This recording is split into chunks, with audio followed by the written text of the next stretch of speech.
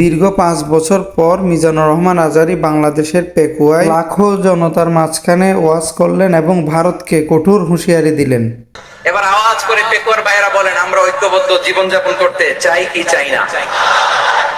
এই দিকটা তো আল্লাহর ওয়াস্তে ধাক্কা ধাক্কি টাকা না হলে পেছনে চলে যায়।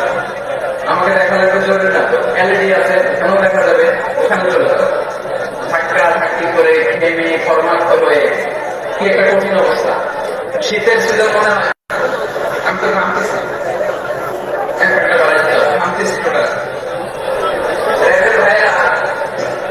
কি পরিমাণে কষ্ট স্বীকার করেছে আমাকে এখানে এটা বলে তো না পারো। আমাদের দেশের ভাইরা ইমোশনাল, আবেগী, অনেক আবেগ দিয়ে অনেক কিছু আমরা হারাই, আমরা বুঝি না, লং রানে আমরা চিন্তা করতে পারি না। একটা নিস্তব্ধ পরিবেশ দেওয়া যেত, কথা বলতে পারতাম, লক্ষ লক্ষ কোটি কোটি মানুষ সারা পৃথিবীর মানুষের শুনতো, মানুষের মন মস্তিষ্ক চিন্তা মনের পরিবর্তন আসে। কিন্তু ধাক্কাধাক্কি করে আসতে আসতে আমাদের মাইন্ড ডিস্টার্ব হয়ে যায়। কিছু বুলেট পয়েন্ট সাজিয়ে নিয়ে আসছে, যেটা বলবো এটা ব্রেন থেকে হারিয়ে যায়, আর মনে রাখতে পারে না। যান নিয়ে তো টানা, মনে রাখবে যান নিয়ে টানা। তো যদি আমরা প্রতিটা বড় পাবলিক ইভেন্টে যদি এরকম করি, আমাদের পক্ষে কি আর ময়দানে কথা বলা সম্ভব হবে? বাধ্য হয়ে পড়ে যে ঘোষণা দিল যে আমি আর কাছের মাত্রে নাই, আমি মসজিদের হালাকে প্রতিষ্ঠা দিয়ে আমি তাওহীদ কাজ করবো, যথেষ্ট করি না। এটাই আপনারা চান নাকি? এটাই চান? একটু মেহরবানি করে চুপ করা যাবে না, সেখানে আমি পেছনে চলে যাবো, কিন্তু যারা থাকবেন চুপচাপ, আওয়াজ করা যাবে না। আল্লাহর ওয়াস্তে, আল্লাহর ওয়াস্তে অনুরোধ করার পরে যদি এটা ভায়োলেট করেন, জবাব দিতে হবে। খবরদার, আল্লাহর ওয়াস্তে আওয়াজ করা যাবে না। ভাইরা, এভাবে আলোচনা করা যায় না, মেহরবানি করে আওয়াজ করবেন না। আমার দিকে থাকেন। আজকে যে টপিকটা নিয়ে আমি আপনাদের সঙ্গে কথা বলবো, সেটা হচ্ছে আমাদের ধর্মীয় জীবনে, সামাজিক জীবনে, রাষ্ট্রীয় জীবনে ঐক্যবদ্ধ থাকার গুরুত্ব। The importance of unity in our life. আমরা ঐক্যবদ্ধ থাকতে চাই কি চাই না? এই আপনাদের বড় আওয়াজ। আমরা ঐক্যবদ্ধ জীবনযাপন করতে চাই কি চাই না? ঐক্যের কোন বিকল্প নাই। Importance of unity in our life. আমরা ঐক্যবদ্ধ গিয়েছি। এই যে দেখেন, কিছুদিন আগে আমাদের বর্তমান নেতা ডক্টর ইউনূস, উনি সব রাজনৈতিক নেতৃবৃন্দদেরকে ডেকেছেন একটা ইস্যুকে কেন্দ্র করে। তার মানে গোটা বাংলাদেশ এক হয়ে গিয়েছে। আমরা সবাই উদ্বেলিত হয়েছে, উচ্ছ্বসিত হয়েছে, ঠিক কি বলেন? রাজনৈতিক নেতাদেরকে ডেকেছেন উনি, আমরা এক হয়েছি। এরপরে ধর্মীয় অঙ্গনের যে লিডাররা, বিভিন্ন ধর্মের, শুধু মুসলিম না, সবাইকে ডেকেছেন, আমরা ঐক্যবদ্ধ হয়েছি। এটাকে বলে ন্যাশনাল ইউনিটি, জাতীয় ঐক্য। যে কোনো ধরনের কনস্পাইরেসি, ষড়যন্ত্র, আধিপত্যবাদ মোকাবেলায় জাতীয় ঐক্যের চেয়ে মুখ্য হাতিয়ার আর নাই। আমাদের একটা প্রতিবেশী দেশ আছে, আমরা আমাদের দেশ নিয়ে যত ভাবি, তারা তার চেয়ে বেশি ভাবে।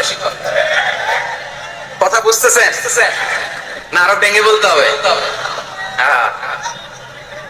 আমরা আমাদের দেশ নিয়ে যত উদ্বিগ্ন, এদের আরো টেনশন বেশি। বলেন, আমাদের দেশে শান্তি আছে না নাই? আমরা হিন্দু মুসলিমে কখনো দাঙ্গা লাগে? আসতে বলেন, কেন লাগে? ওদের পূজা পার্বণে আমাদের মাদ্রাসার ছেলেরা যে পাহারা দেয়, চিল্লায়, বলেন ঠিক কিনা? বলেন ঠিক কিনা? আমাদের তাফসীর মাহফিল দেশের ব্যাপারে তারা অনেক ডিসইনফরমেশন ছড়াচ্ছিল। ভারতের অনেকগুলো গণমাধ্যম, আমি জেনারেলাইজ করব না, আমাদের প্রতিবেশী দেশের সব গণমাধ্যমকে আমি দোষ দিতে চাই না, অনেকগুলো গণমাধ্যম তারা ডিসইনফরমেশন শেয়ার করেছে। ডিসইনফরমেশন আর মিস ইনফরমেশনের পার্থক্য আছে। মিস ইনফরমেশন না জেনে ভুল বুঝে একটা মিথ্যা বা ভুল তথ্য ছড়িয়ে দেয়া, এটার ক্ষমা আছে, এটার কি আছে?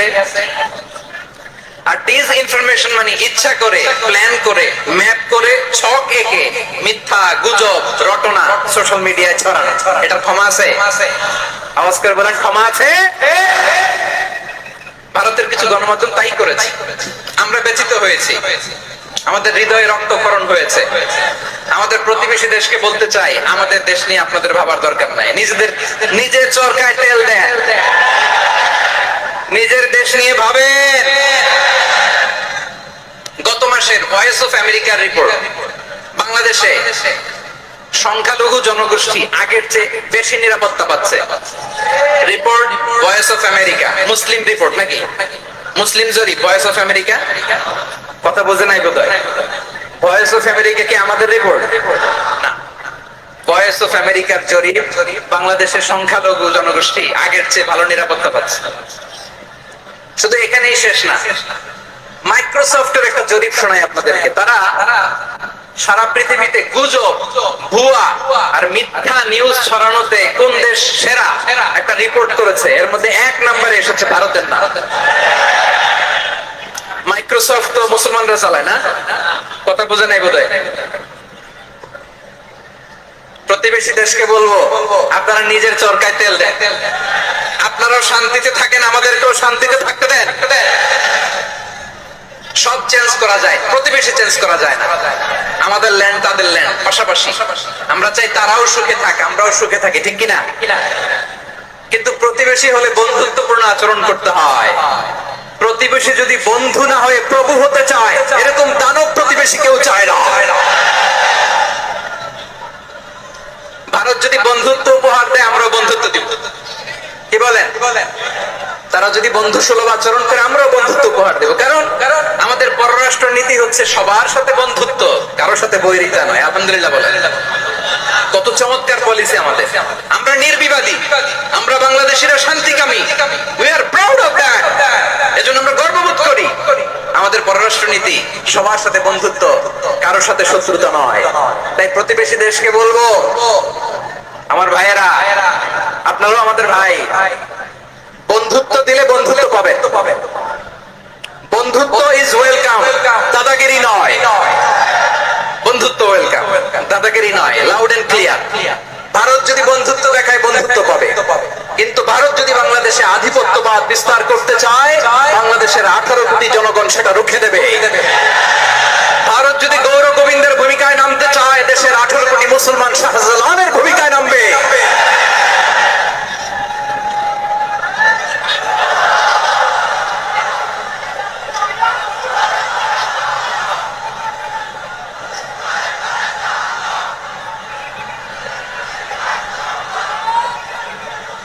প্রিয় ভাইয়েরা, আমরা বন্ধুত্বে বিশ্বাসী, শত্রুতায় নয়, ঠিক কিনা বলেন? আল্লাহ আমাদেরকে বোঝার তৌফিক দান করুন। তাহলে এই যে তারা বলেছে এদেশে সংখ্যালঘুরা কষ্টে আছে, দুঃখে আছে, এটা কি ঠিক? বলেন, এটা কি ঠিক? না, তারা ডিস ইনফরমেশন শেয়ার করেছে, এটা ঠিক নয়। আমার প্রতিবেশী বন্ধু রাষ্ট্রকে বলবো, আপনারা এটা করবেন না, এটা করবেন না। আমরা শান্তিতে আছি, আপনারাও শান্তিতে থাকেন, আমাদেরকেও শান্তিতে থাকতে দেন।